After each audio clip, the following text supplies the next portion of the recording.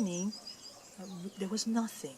It was just one huge land, very dry land, beautiful in its own way, but just a lot of dust. It was very hot. It was Oregonian desert. I was asked to come and see Osho. My main interest was to meet with him after a year, not seeing him. He was, as usual, joking with me. He said, we need belly dancers like you. So he remembered something that had happened in Pune, and that was the beginning of my life in Oregon. I did millions of different jobs.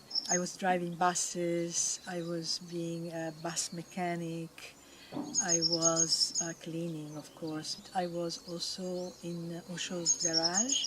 It was a small situation with very few people working, 5 people, all men. I was the only woman.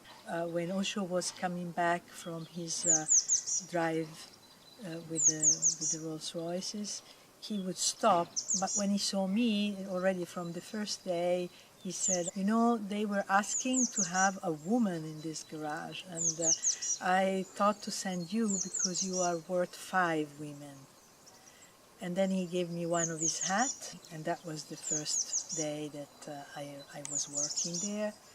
And of course, after that, whenever he would come back, I was so excited to be there and to see him, and so proud. So the next day he comes again, he stops, he said, Radha, come up to the house, there is something for you. Brought me a pearl necklace from him. It was so much to receive all this love and all this attention. I felt almost, I want to escape, but I wasn't in that moment able to escape, and at the same time I was also enjoying to be there and to live this situation which was so intimate for me. We all were working very hard from 8 to 14 hours a day. I was also one of the people for a while in constructions.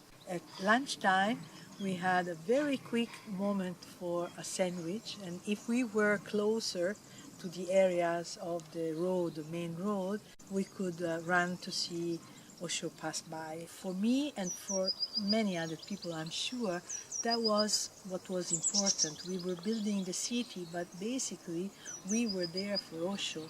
One day, 2-3 Italian people in this drive-by, they had the feeling that they wanted to sing a song for Osho. And so they brought some instruments and they started to play, and he passed by, and when he saw them with instruments, he stopped. And then many other people slowly, day by day, also started to feel that they could play music at that time. So whenever Osho would find a group, he will open the window, and while everyone was singing, he would just look at us and look at me and then go like this. And I would be jumping up in the air, and there was nothing else. I didn't care how tired I could have been. I was just in the present moment, just with him and me and nothing else. All I wanted was to live for that moment. And it was such an amazing, silent communion happening. All I was doing, I was just going for my job and being present, and then waiting for Osho to come out. This was my life. So when I heard that finally that first that Sheila left and Osho started to reveal so many things, I just couldn't believe it. And at the same time, I could believe it because with Osho anything is possible.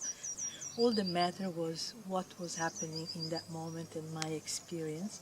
And what I felt was that I was able to contact an enormous power in me.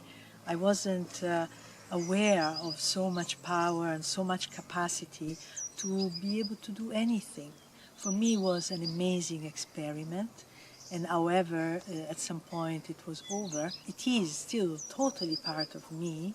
And I'm so grateful. And I have no judgment whatsoever, no idea still today about ethics, who did wrong, who did right. That is not my way.